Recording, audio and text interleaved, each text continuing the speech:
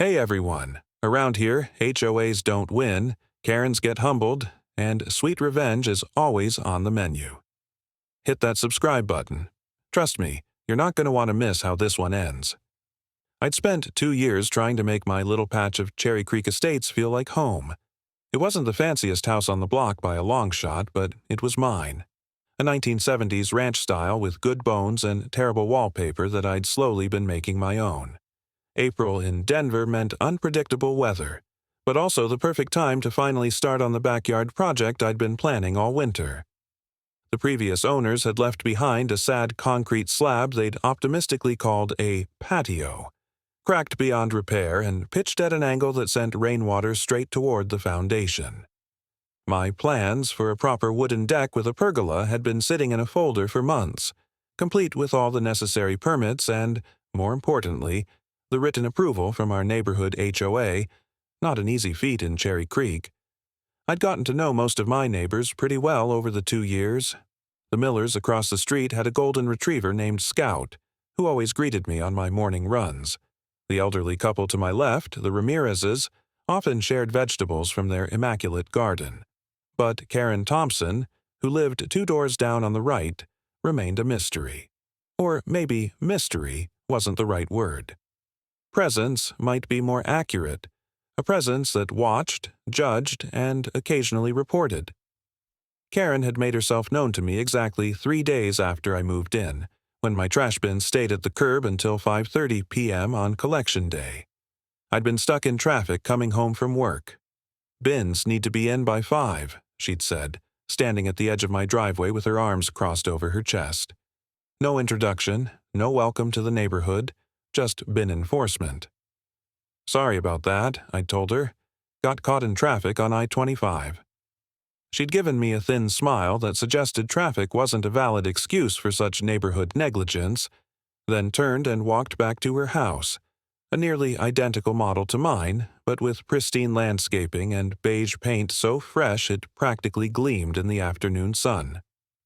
Since then, our interactions had been limited to distant nods when we happened to check our mail at the same time, or the occasional judgmental look when my grass grew a half-inch too tall, or when I parked my car on the street instead of in my garage. I'd come to accept Karen as part of the Cherry Creek ecosystem, like the monthly HOA fees and the annual neighborhood picnic that nobody wanted to attend but everyone did anyway. That changed when the lumber truck pulled up in front of my house on a Saturday morning in mid-April. I'd been up since 6, cleaning out the backyard and marking the dimensions of the deck with string and stakes. The delivery was scheduled for 8, and right on time, the truck backed into my driveway with a beeping that probably woke up half the neighborhood. "Sorry about the noise," I told Miguel, the driver, as he lowered the ramp. "Hope it's not too early for weekend deliveries around here." Miguel laughed. "Man, this is nothing. Last week I delivered to a place where they had noise restrictions until noon on weekends. Had to sit in my truck for 3 hours. We were halfway through unloading when I noticed movement from the corner of my eye. Karen Thompson was making her way across her lawn, wearing khaki capri pants and a pastel blue blouse that matched her front door. Her blonde bob haircut didn't move an inch as she walked, almost as if it had been sealed in place. I set down the bundle of 2x4s I'd been carrying and wiped my hands on my jeans. "Morning, Karen," I said, trying to sound neighborly. She didn't waste time with greetings. "That's quite a lot of lumber."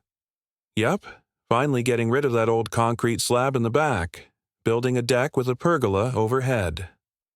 She looked past me at the stacks of pressure-treated lumber now occupying most of my driveway, her lips pressed together in what seemed like calculation. "Hope you're not planning to rent that out to strangers," she said, her voice carrying a sharpness that caught me off guard. I laughed, thinking she was joking. "Rent out a deck? You know what I mean. One of those Airbnb situations. The last thing this neighborhood needs is unknown people coming and going at all hours." I blinked at her. "It's just a deck for my backyard, Karen. For grilling and having friends over. Not a rental property."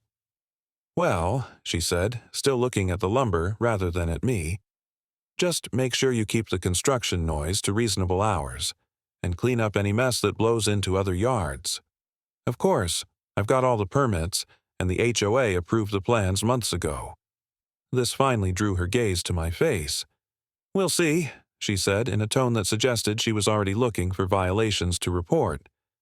As she walked away, Miguel came up beside me. "Friendly neighbor?" "That's Karen," I said, watching her march back to her house. "Our local HOA enforcer." "Every neighborhood's got one," he replied with a knowing nod. The rest of the weekend went smoothly. I stacked the lumber carefully along the side of my house, covered it with tarps to protect it from the unpredictable spring weather, and spent Sunday marking out precise measurements and digging the first few post holes. The actual construction crew, a team of 3 guys recommended by a coworker, wouldn't start until the following weekend. I'd taken Friday off work to be home while they began, partly to answer any questions about the plans and partly because I was genuinely excited to see the project finally taking shape.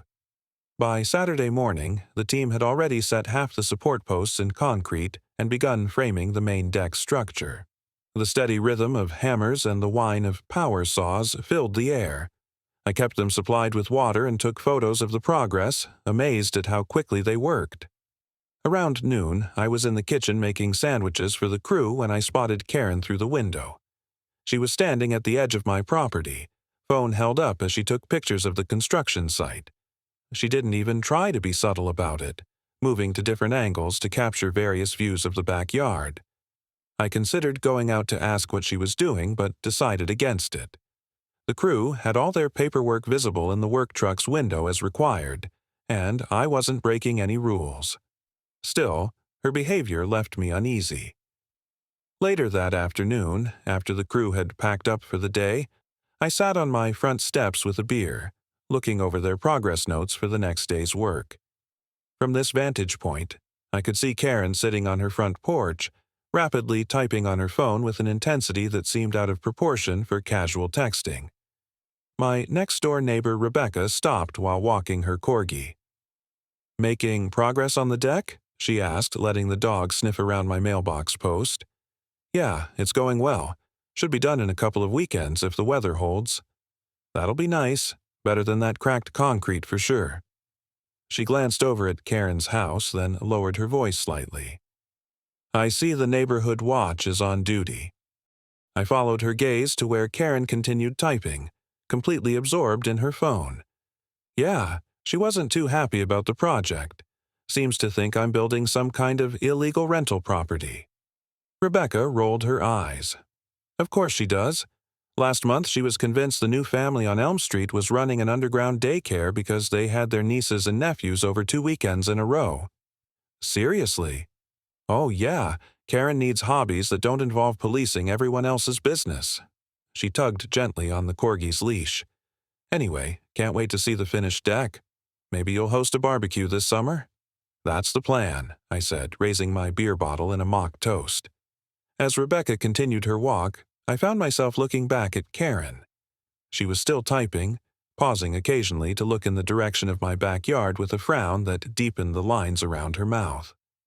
I couldn't help wondering what she was writing with such dedication, but I pushed the thought aside. I had permits, approvals, and a clear conscience.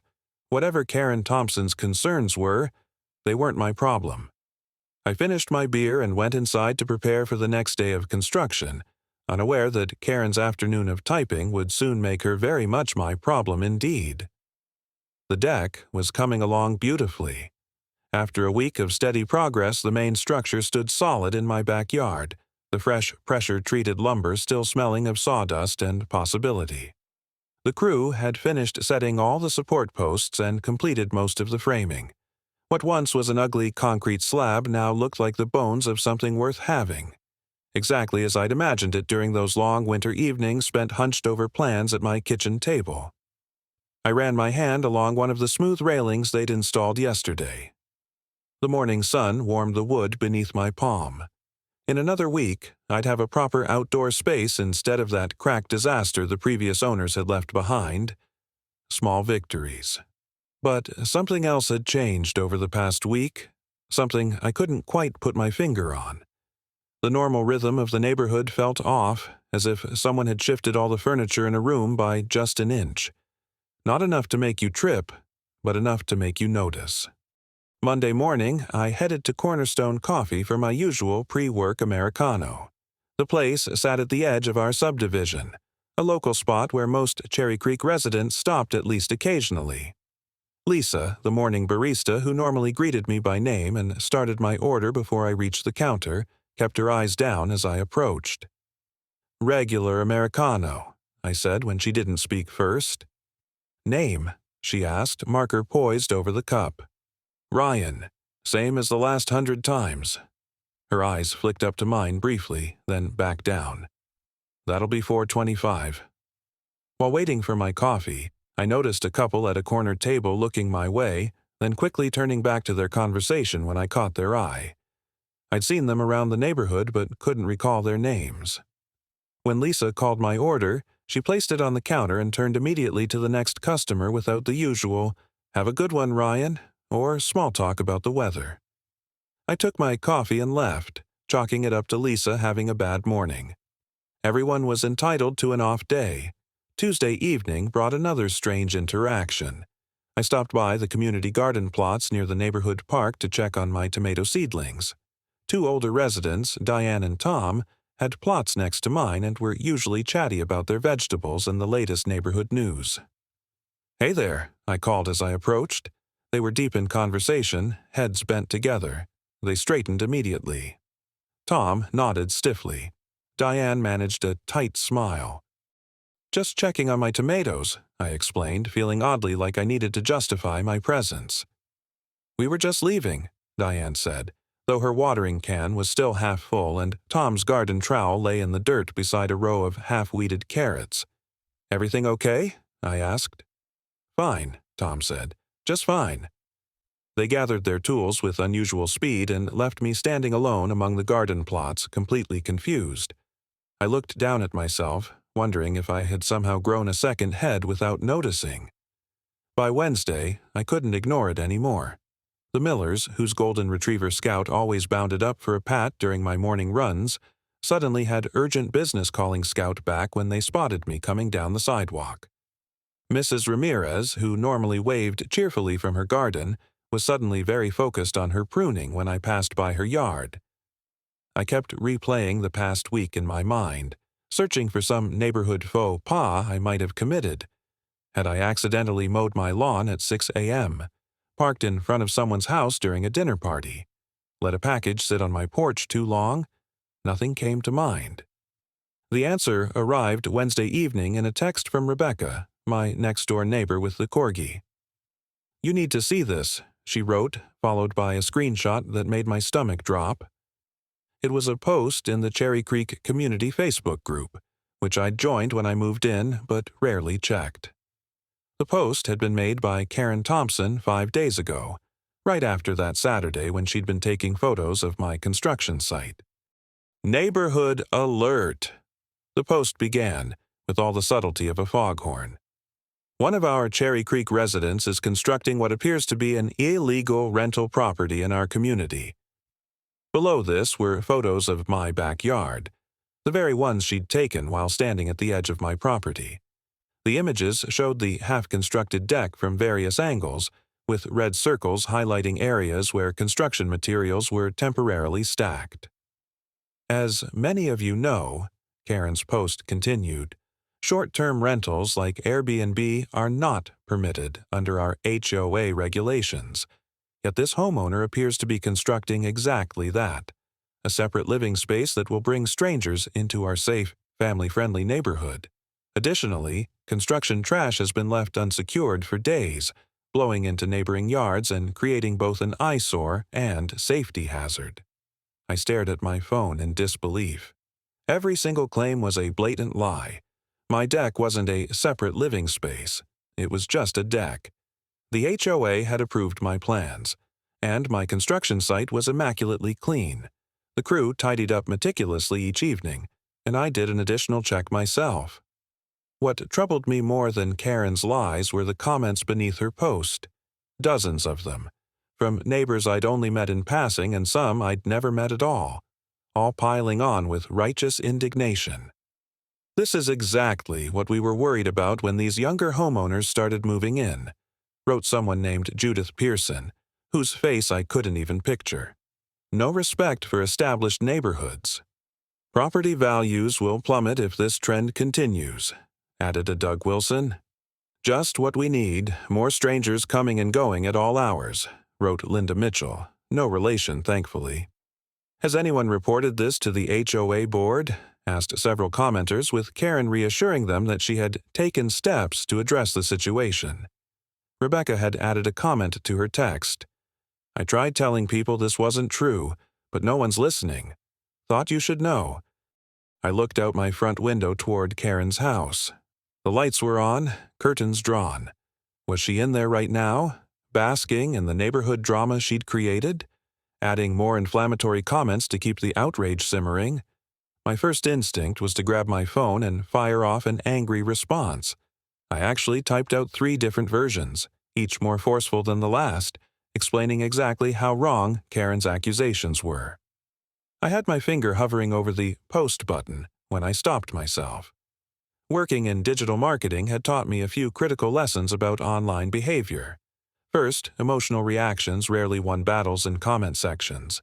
Second, the person who loses their cool first usually loses the argument in the public's eye, regardless of who's right.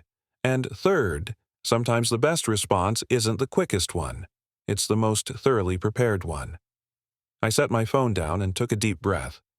Then I went to my filing cabinet and pulled out the folder containing all my deck documentation, the original plans, the city permits, and, most importantly, the written HOA approval with signatures from the board president and architectural committee.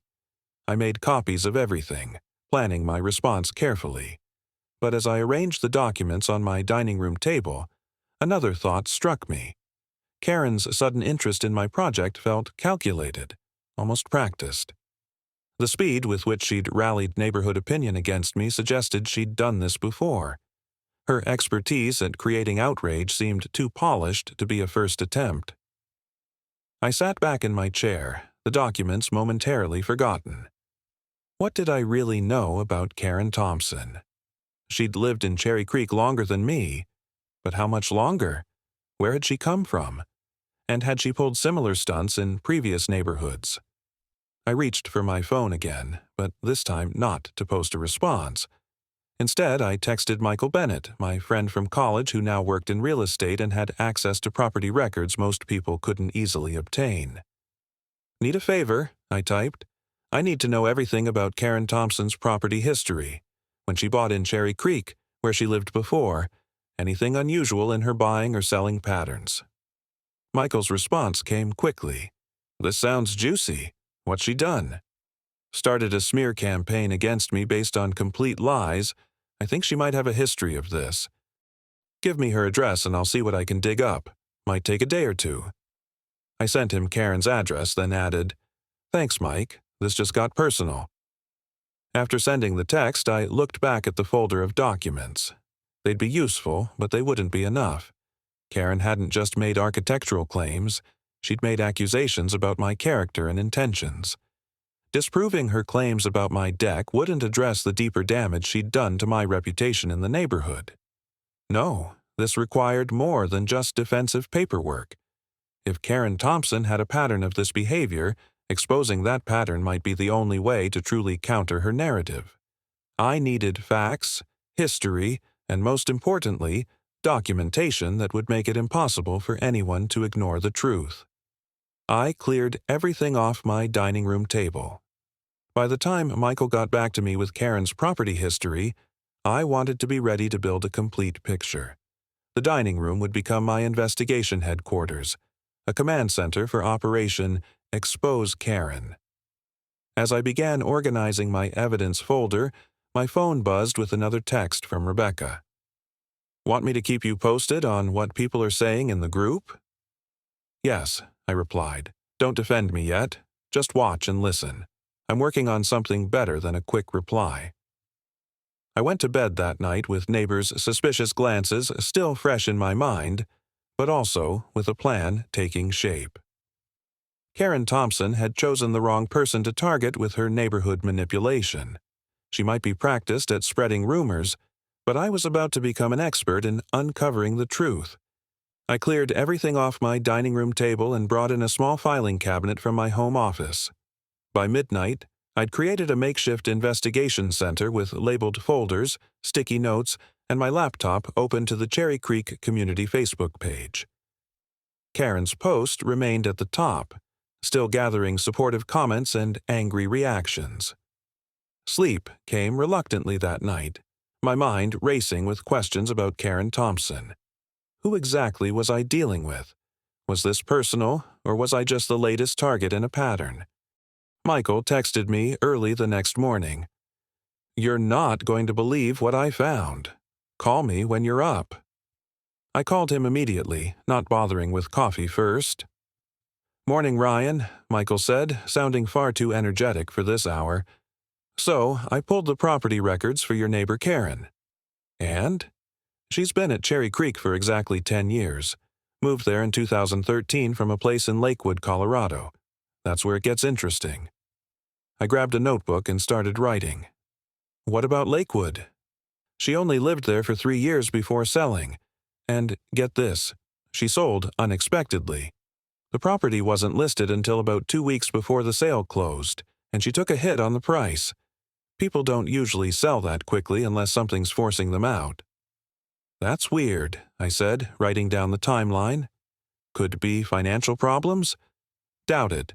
The sale records show she had enough for a substantial down payment on the Cherry Creek place. And I checked tax records. No liens or major financial issues." Michael paused. "But here's what caught my attention. 3 months before she sold the Lakewood place, there was a civil court filing involving her and several neighbors." I sat up straighter. "What kind of civil filing?" "That's where my access hits a wall. I can see it exists but can't pull the actual documents. You'd need to check county records or the court system for that." "This is exactly what I needed, Mike. You're a lifesaver." "Happy to help. Should I keep digging?" "If you find anything else, definitely let me know. But this gives me somewhere to start." After hanging up, I made a quick timeline on a large sheet of paper. Karen had lived in Lakewood for just 3 years, then suddenly moved to Cherry Creek after some kind of court case involving neighbors. It was thin, but it was a lead. I spent the rest of the morning researching how to access court records in Colorado. Public records were available, but not all were digitized. For older cases, I'd need to visit the courthouse or the Denver Public Library, which kept extensive archives. The construction crew arrived around 9 to continue work on my deck. Their normalcy provided a strange contrast to my investigation. Hammers pounding while I searched for dirt on my neighbor. I took my laptop outside periodically to photograph their progress and the clean state of the construction site, building my evidence file against Karen's claims about construction debris. That evening, I checked the Facebook group again. Karen had added a comment claiming she'd heard from a reliable source that I planned to install outdoor speakers for late-night parties. Another complete fabrication. I added it to my growing list of her false claims. The next morning, I called in sick to work and drove downtown to the Denver Public Library. The research librarian pointed me to their digital newspaper archives and county records section. "Looking for anything in particular?" she asked. "Civil court cases from Lakewood, about 10 years ago." She showed me how to use their database system, and I settled in for what might be hours of searching. Karen's last name gave me enough to start with. Thompson wasn't uncommon, but combined with the Lakewood location and approximate dates, I could narrow things down. By lunchtime, I'd hit the jackpot. The case was Thompson vs. Neighborhood Residents, but a countersuit had been filed. Lakewood homeowners v. Karen Thompson. I printed everything available, my hands almost shaking with anticipation as pages rolled out of the printer. The documents told a story that made my stomach tighten. Karen had been sued by 3 former Lakewood neighbors for harassment and defamation. The details were painfully familiar. She had claimed a teenage boy in the neighborhood was dealing drugs from his bedroom window. She had accused a married woman of having an affair with a neighbor based on the timing of her husband's business trips. She had reported over 30 HOA violations in a 6-month period, including an allegedly non-compliant mailbox that was, according to court documents, the exact model recommended in the HOA guidelines. Most damning was the judge's ruling. Karen was ordered to pay damages to all three plaintiffs and, in an unusual move, was strongly encouraged to sell her home to restore peace to the neighborhood. The court stopped short of forcing the sale, but made it clear that continued residence would likely result in further legal consequences. I kept digging and found a small article in a local Lakewood newspaper about the case. It quoted several former neighbors describing how Karen had launched her campaign through their neighborhood's Facebook group, posting photos with misleading captions, making accusations without evidence, and rallying uninformed neighbors against her targets. The pattern was identical to what she was doing to me. I wasn't her first target. I was just the latest in a series. I printed the newspaper article, carefully documented all my sources, and headed home with a folder full of evidence. As I drove, a strange sense of calm replaced my earlier anxiety. And this wasn't about me personally. It was about Karen's need to create conflict wherever she lived. Back home, I spread everything across my dining room table. The construction crew had made significant progress on the deck framing, and I took more photos of their clean work site before they left for the day. "Looking great," I told the crew leader, Marco. "Should be finished next week?" "Weather permitting," he said, looking up at gathering clouds. "Might get rain tomorrow, but we'll stay on schedule." I went back inside and began organizing my findings. Karen's post about my illegal rental property now appeared on my dining room wall alongside printouts of her Lakewood history. The similarity was striking. The same accusatory language, the same escalation pattern, the same ability to rally neighbors who didn't bother checking facts. That evening, Michael called with additional information. "I talked to a buddy in the Lakewood real estate market," he said. "Karen Thompson left quite an impression there. Apparently, she tried to join their HOA board but was voted down. That's when the trouble started." "That tracks with what I found," I said, telling him about the court cases. "How are you planning to use all this?" Michael asked. "I'm putting together something for the neighborhood Facebook group. Not just denying her claims, but showing her pattern. I want everyone to understand exactly who they're listening to." "Smart move. When will you post it?" "Thursday morning. Most people check social media before work. I want this to be the first thing they see." I spent Wednesday evening creating a detailed timeline. On one side were Karen's current accusations against me, with screenshots from the Facebook group. On the other side was her documented history from Lakewood, including court case numbers and judgment details. In the middle, I placed photos of my actual deck construction, my permits, and the HOA approval email with the board president's signature highlighted. No angry language, no accusations, just facts presented clearly and undeniably. As I worked, I occasionally checked the street through my front window. Karen's house showed signs of evening activity, lights on in different rooms, her car in the driveway. Did she have any idea what was coming? Did she even remember what had happened in Lakewood? Or had she convinced herself she was the victim there too? By 11 that night, I had everything ready. I created a PDF with all the documentation and wrote a calm, factual post to accompany it. I scheduled it to go live at 7:30 the next morning, prime time for before-work browsing. I saved everything, closed my laptop, and walked through the living room to check the locks before bed. Outside, the neighborhood was quiet. Most houses were dark, but Karen's kitchen lights still glowed. I wondered if she was sitting there plotting her next move, unaware that her playbook had been discovered. I didn't feel the anger I'd expected. Instead, I felt something closer to pity mixed with resolve. Karen Thompson had created a fictional version of me to turn my neighbors against me. Tomorrow, I would counter with the factual version of Karen Thompson, revealing the person behind the lies. Before going to bed, I took one final look at my dining room war room. The evidence was overwhelming. The timeline was clear. The pattern was undeniable. Thursday morning couldn't come soon enough.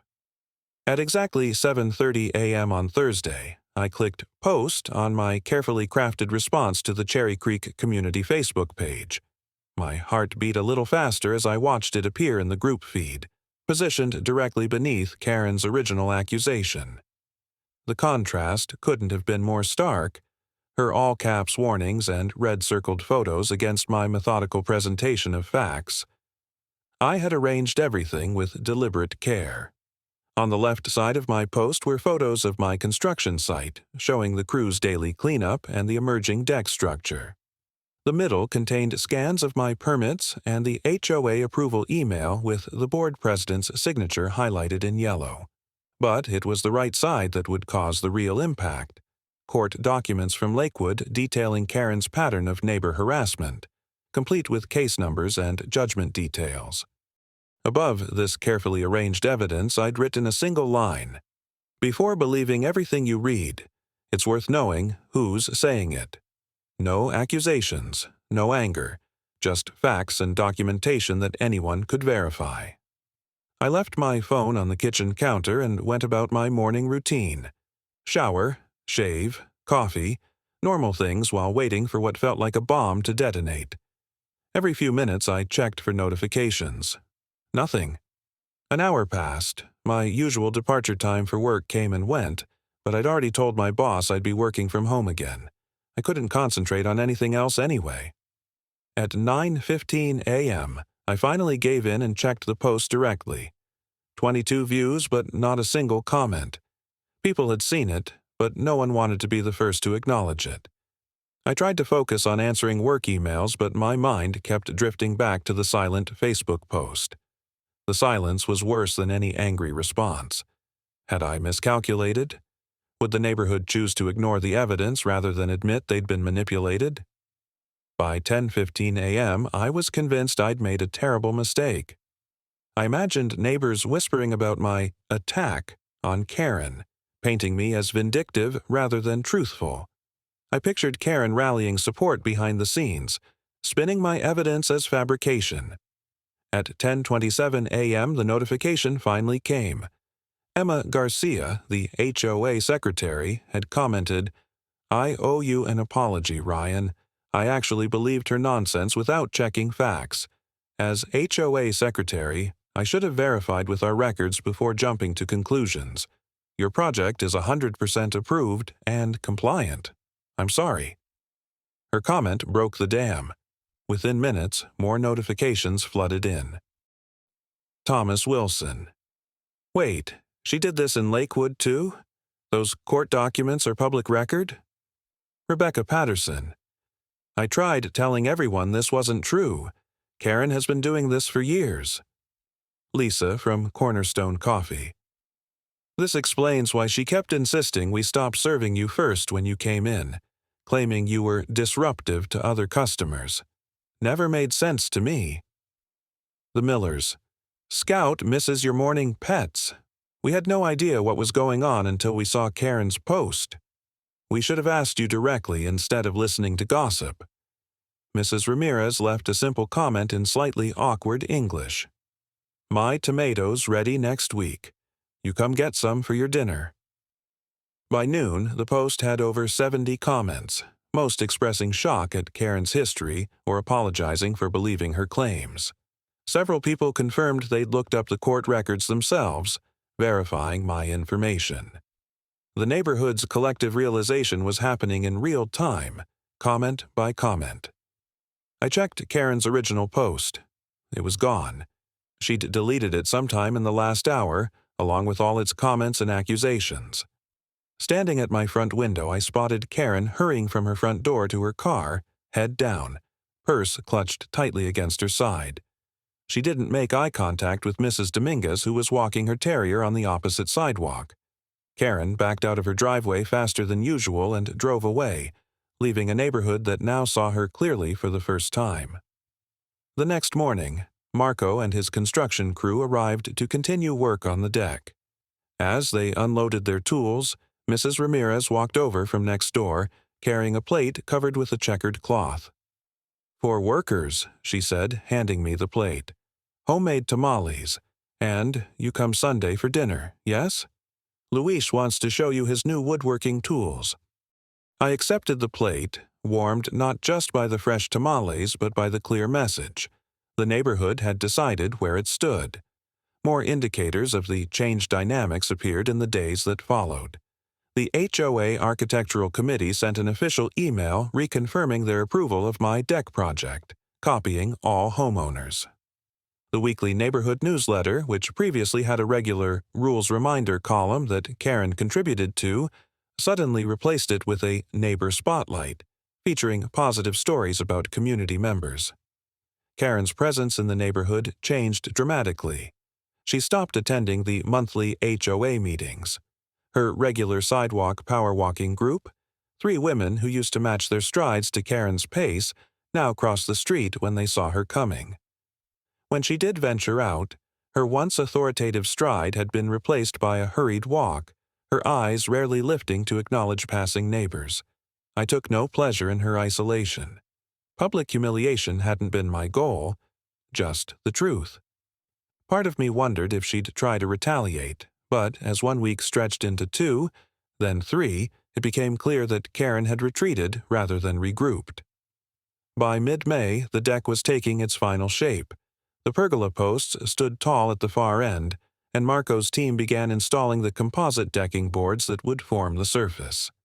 The weather had cooperated, keeping construction on schedule despite Colorado's unpredictable spring patterns. One Saturday afternoon, while inspecting the nearly finished handrails, I noticed Thomas Wilson slowing as he walked past my driveway. After a moment's hesitation, he approached. "That's coming along nicely," he said, hands in his pockets, eyes on the deck rather than me. "Thanks. Should be finished next week if the weather holds." He nodded, shifting his weight from one foot to the other. "Listen, I wanted to say I'm sorry for how I acted, jumping to conclusions without checking facts. Water under the bridge," I said. "Or under the deck, I guess." His posture relaxed slightly at my attempt at humor. "Planning a housewarming for it?" "Thinking about a neighborhood barbecue once it's done. You're welcome to come." "I'd like that." He looked toward Karen's house, then back at the deck. "Nice to have neighbors who contribute good things to the community." By the first weekend in June, the deck was completed. The fresh wood glowed warm in the sunlight, the pergola casting geometric shadows across the newly installed outdoor furniture. Solar-powered string lights hung in gentle curves from the beams, ready to illuminate evening gatherings. What had once been a cracked concrete eyesore was now an inviting outdoor living space, exactly as I'd envisioned it. True to my word, I planned a neighborhood barbecue for that Saturday.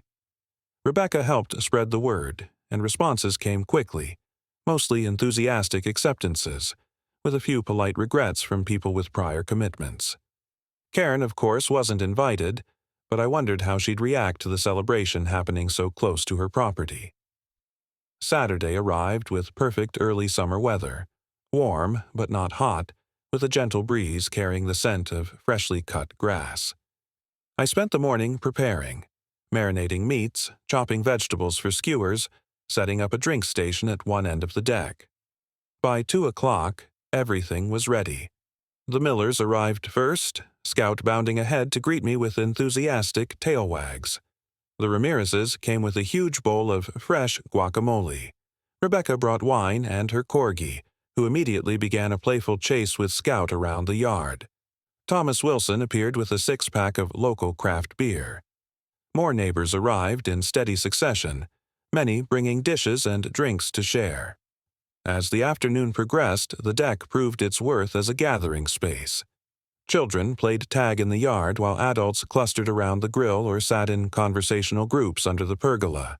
Laughter mixed with music from a portable speaker. The awkwardness of recent events faded with each shared story and raised glass. From my position at the grill, I had a clear view of Karen's house across the intervening yards. Her blinds remained closed all day, though her car sat in the driveway. Not once did her door open or her curtains part. If she heard the laughter and conversation drifting across the perfectly manicured lawns, she gave no sign. As evening approached and the solar lights began to glow along the pergola, Emma Garcia found me refilling the ice in the drink coolers. "This is what community should be," she said, gesturing toward the mingling neighbors. "Not policing each other, but enjoying each other's company." I nodded, watching Scout chase a frisbee across the lawn while Mrs. Ramirez taught a group of fascinated children how to wrap tamales. It took some work to get here. The best things usually do, Emma replied, raising her glass in a small toast to the deck.